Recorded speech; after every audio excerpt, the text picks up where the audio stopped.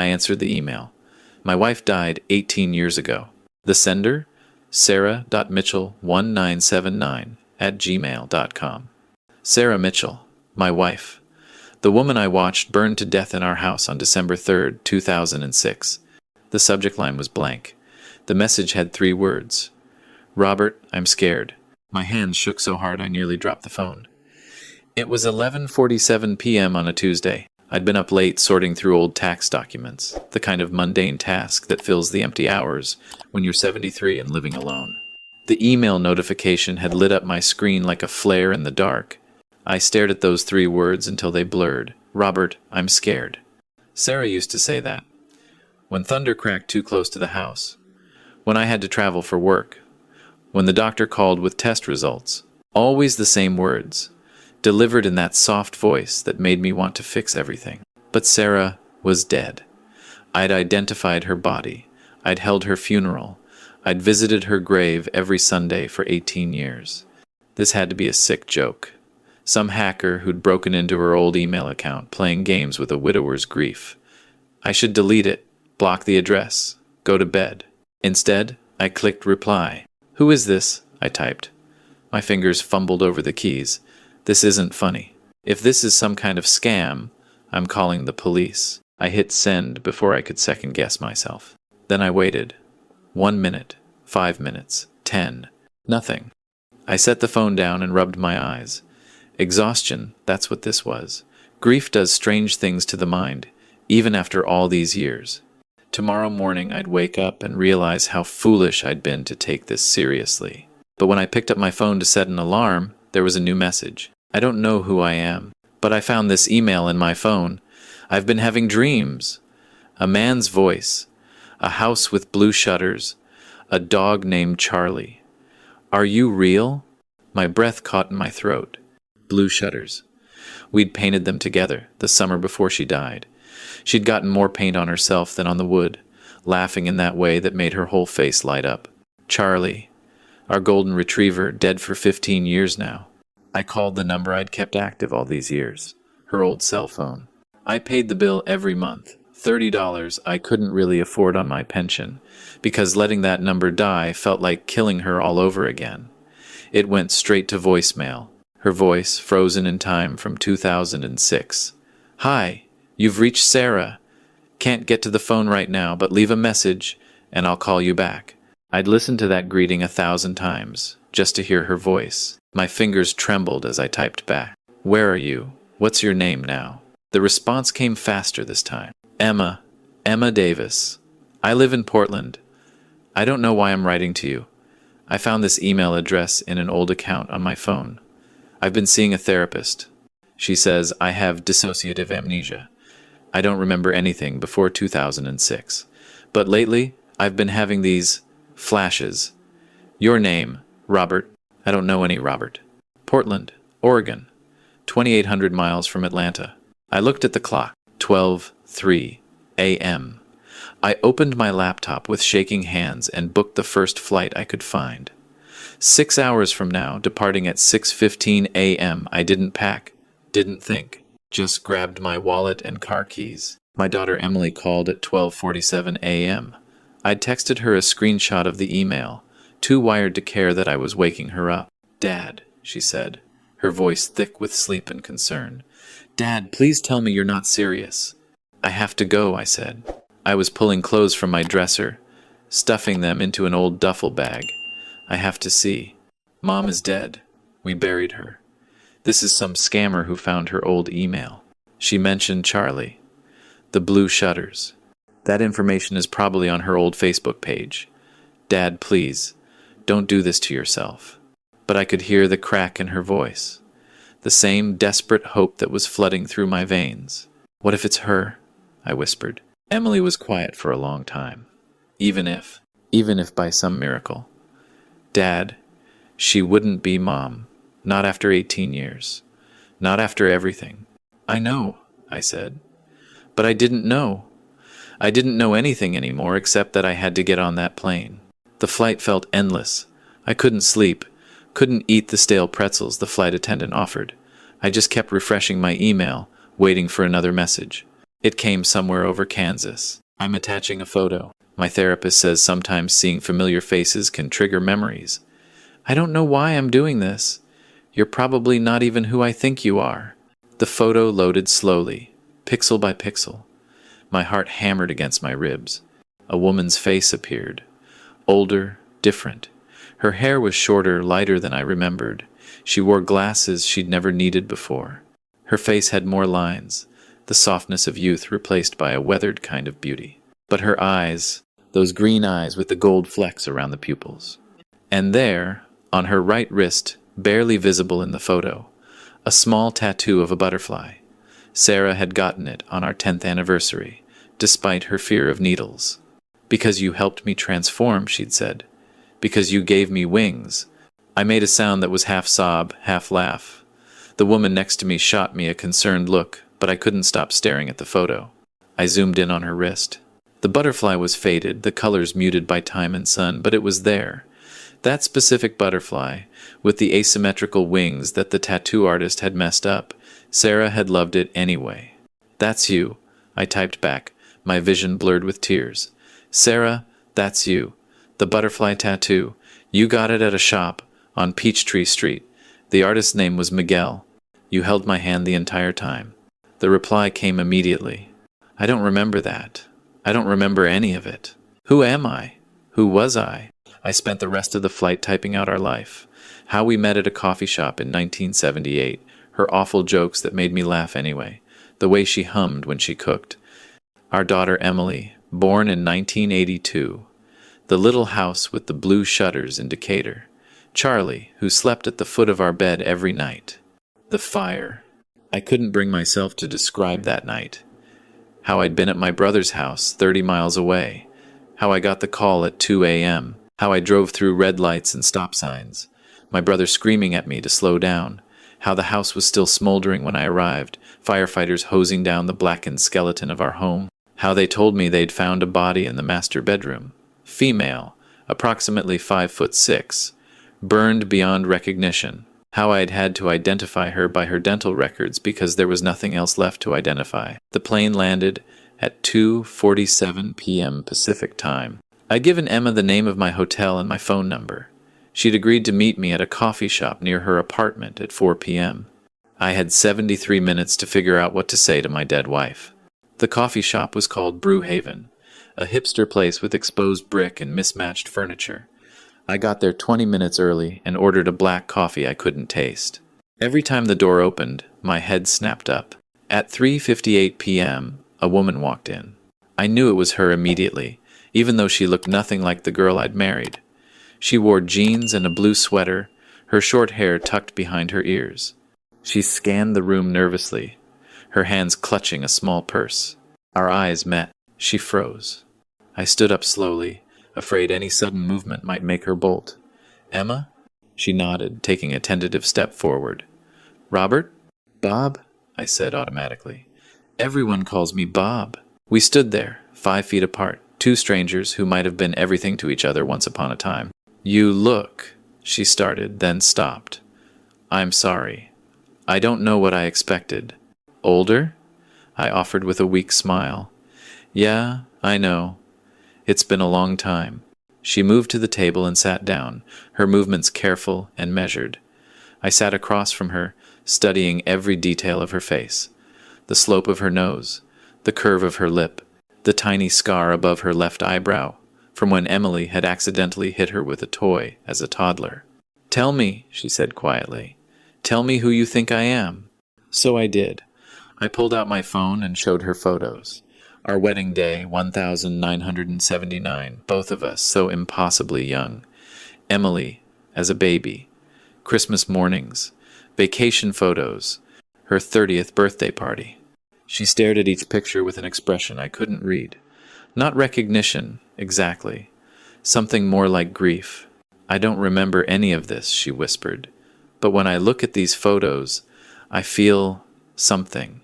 Like I'm looking through a window at someone else's life. The fire, I said. December 3rd, 2006. Do you remember anything about that night? She shook her head. My first memory is waking up in a hospital in Seattle. December 15th, 2006. I had severe burns on my back and legs. A head injury. The doctors said I'd been found unconscious near a homeless encampment. No ID. No one came looking for me. How is that possible? The words came out harsher than I intended. How did you get from Atlanta to Seattle? I don't know. Her voice broke. I've been trying to figure that out for 18 years. The police thought I might have been a victim of trafficking, or that I'd run away from something. They put me in the system. I spent months in the hospital. When I finally got out, I had nothing. No past. No name.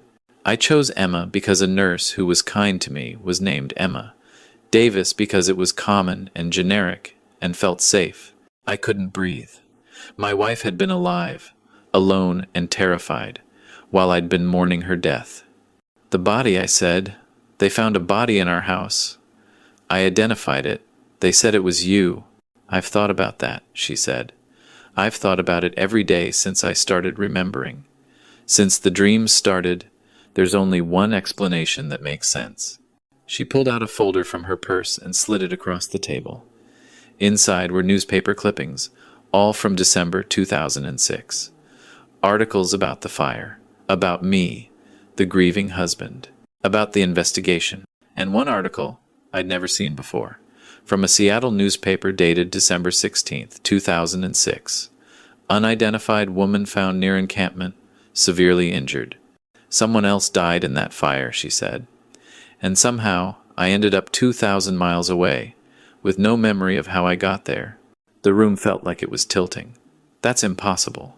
Is it? She leaned forward, her green eyes intense. I've spent the last 6 months working with a private investigator. Someone set that fire, Bob. It wasn't an accident. And whoever did it wanted you to think I was dead. My coffee had gone cold. I couldn't process what she was saying. Who? Why? I don't know. But I have pieces, fragments of memory that don't fit together yet. She pulled out a small notebook, flipped through pages, covered in her handwriting. I remember a man's voice, angry. I remember being in a car, my head bleeding. I remember someone saying, she wasn't supposed to be there. Jesus Christ, I breathed. There's more. She showed me another photo on her phone. A driver's license. Emma Davis, Portland, Oregon. But the address listed wasn't an apartment. It was a care facility. I lived there for 3 years after the hospital. A woman named Margaret Chen ran it. She specialized in helping people with amnesia, trauma survivors. She was kind, patient. She never pushed me to remember. Where is she now? I asked. Can we talk to her? Emma's face darkened. She died. 2 years ago, car accident. But before she died, she gave me something. She reached into her purse and pulled out a small envelope, yellowed with age. Inside was a photograph. Me and Sarah, on our wedding day. The same photo I'd shown her on my phone. But this was a physical copy, creased and worn. She had this? I asked, my voice barely audible. In a safe deposit box, along with a letter. She left instructions with her lawyer to give it to me if anything happened to her. What did the letter say? Emma's hands trembled as she pulled out a piece of paper, folded and refolded so many times the creases were beginning to tear. Dear Emma, she read aloud. If you're reading this, I'm gone. I'm sorry I couldn't tell you the truth while I was alive. I was afraid. Afraid of who might be watching. Afraid of putting you in danger again. Your real name is Sarah Mitchell. You came to me in December 2006, brought by a man who said you'd been in an accident. He paid me a substantial amount of money to care for you, to help you recover, but to never help you remember. He said your life depended on it. I believed him. But I kept this photo, just in case. Just in case one day you needed to know who you were. I'm sorry. I should have told you sooner, Margaret Chen. The words hung in the air between us. A man brought you to her, I said slowly. Did she describe him? Tall, late 40s, dark hair, a scar on his left hand. Emma looked up at me. Does that mean anything to you? My blood ran cold. David. Who's David? My brother. He was with me the night of the fire. He's the one who drove me to the house. I stood up abruptly, the chair scraping against the floor. He told me to stay back. He said the firefighters wouldn't let me near. He's the one who convinced me to let the dental records be enough for identification. Where is he now? Phoenix. He moved there about 6 months after you. After the fire. We don't talk much anymore. After you died, we drifted apart. I thought it was grief. Emma stood too, gathering her things. We need to find out what happened. Why he would do this. If he was even involved. There's only one way to know for sure, I said. DNA test. If you're really Sarah, we can prove it. Emily can test too. She's your daughter. Something flickered across Emma's face. Pain, maybe? Or longing. I have a daughter? Had, I corrected gently. You had a daughter. She's 42 now. Married. 2 kids of her own. She lives in Charlotte. Does she? Emma's voice caught. Does she look like me? I pulled up a recent photo of Emily on my phone. A family portrait from last Christmas.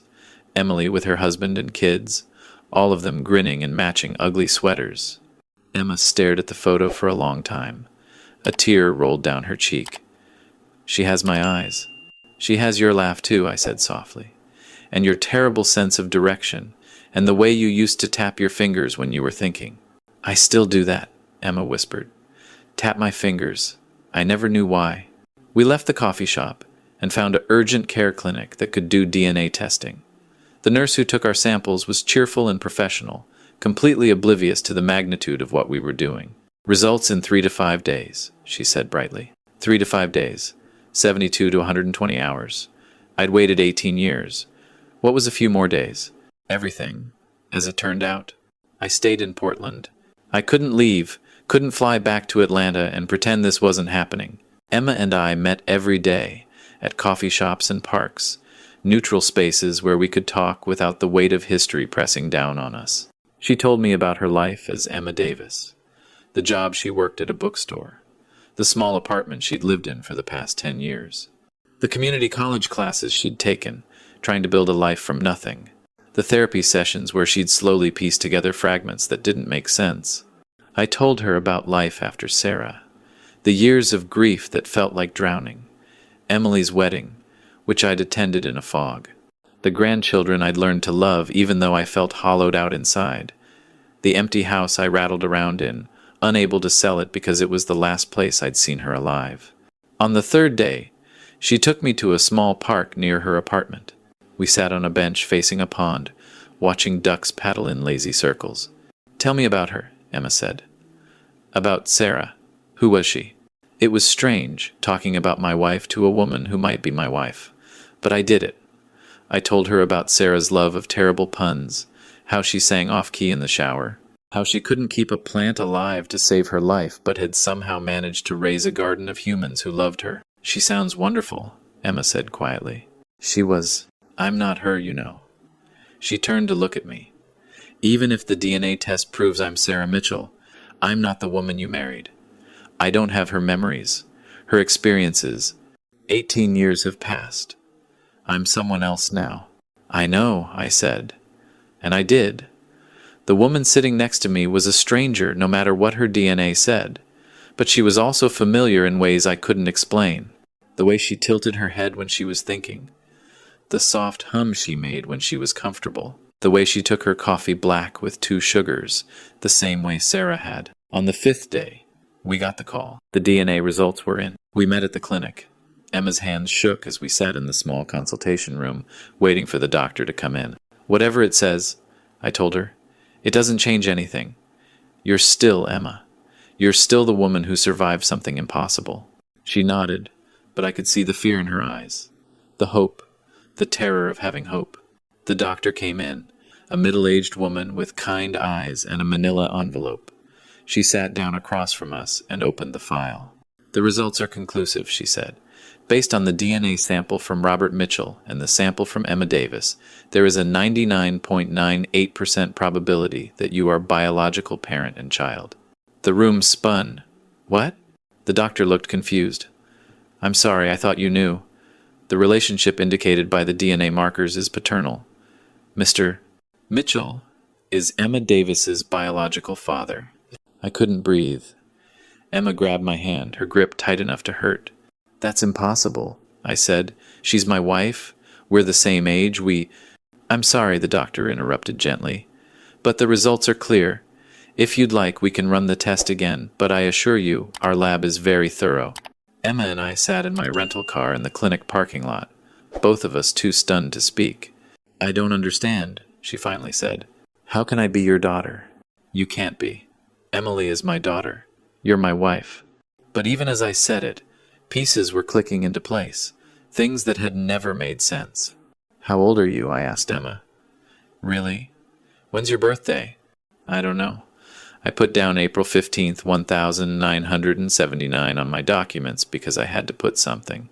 The doctors estimated I was in my late 20s when they found me. Sarah was born in 1954. She would have been 52 when she died. You don't look 52. I'm not 52, Emma said. I can't be. Look at me. I did look, really looked, at the smooth skin, the lack of age spots that had been appearing on Sarah's hands, the teeth that were too perfect, too white, not the slightly crooked smile I remembered. Oh God, I breathed. You're not Sarah. Then, who am I? I pulled out my phone with shaking hands and called Emily. Dad? She sounded worried. Did you get the results? Emily, I need you to tell me something, and I need you to be completely honest. Did your mother ever, was there ever a time she might have been pregnant? Before you? Or after? Silence on the other end. Then quietly, there was a baby. Before me. Mom told me about it once, when I was in college and scared I might be pregnant. She said she'd had a daughter when she was 17, a closed adoption. She never talked about it again. The phone slipped from my fingers. A daughter. Sarah had a daughter before Emily. A baby girl given up for adoption in 1971, which would make her 54 now. But the woman sitting next to me was in her early 30s, maybe younger. I don't understand, Emma said again. Her voice was small, lost. Call Emily back, I said. We need to know more. Emily did the math for us. If Sarah had been pregnant at 17 in 1971 and gave birth to a daughter, Dad, Emily said, her voice shaking through the phone speaker, when I was going through Mom's things after the funeral, I found a box. Letters from an adoption agency. Updates about the baby. The last letter was from 1989. It said the adoptive parents had requested no further contact. What was the baby's name? The adoption record said she was named Jennifer. Jennifer Hayes. Emma pulled out her wallet and showed me her real driver's license. The one she'd gotten 3 years after waking up in the hospital, when she'd been declared legally competent and given a new identity. Emma Jane Davis. Born April 15, 1989. But tucked behind it was another ID.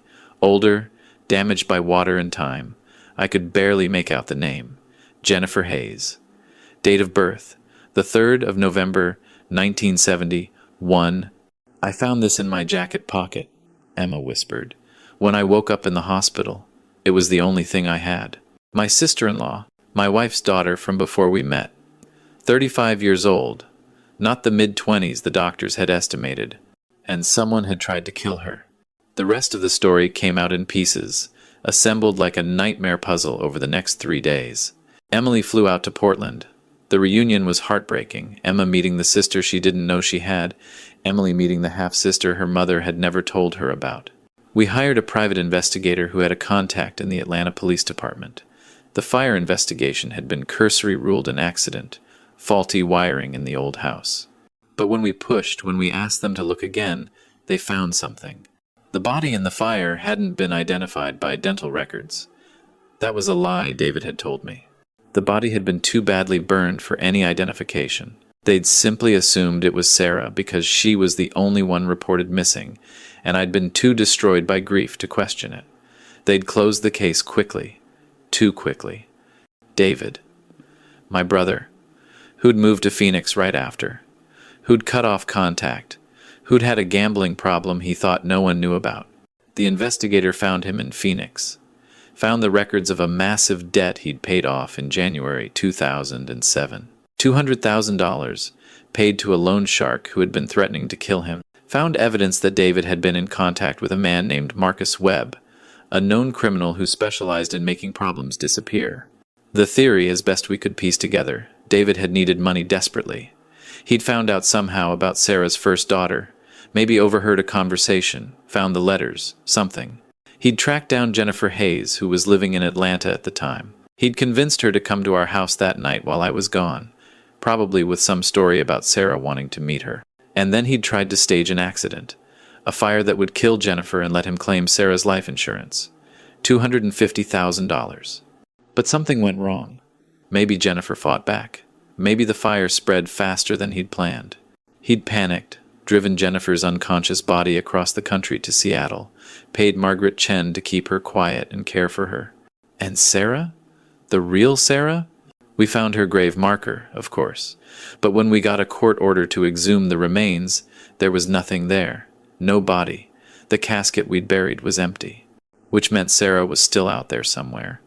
Or had been. The investigator followed the trail. David had made another payment in 2007, this time to a private care facility in Mexico, a place that specialized in long-term care for patients with severe trauma. We flew to Mexico City. The facility was run down now, half closed, but in their records, we found her. Sarah Mitchell, admitted December 10th, 2006. Severe burns over 60% of her body. Brain damage from smoke inhalation. She'd lived there for 7 years, in a vegetative state. She died in 2013. Peacefully, the record said. They'd cremated her and scattered her ashes in the facility's garden. I stood in that garden, in a country I'd never been to, and wept for my wife. The real goodbye I'd never gotten. Emma Jennifer stood next to me, crying for a mother she'd never known. David was arrested 3 weeks later.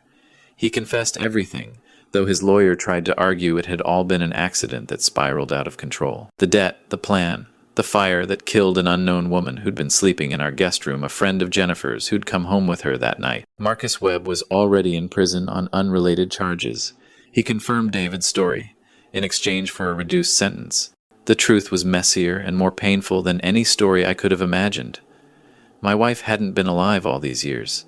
She died, alone and brain-dead in a foreign country, because my brother was desperate and stupid and evil. But her daughter, our daughter, in a way had survived. We're still figuring out what that means. Emma is slowly getting to know Emily, and her nieces and nephews who are really her cousins.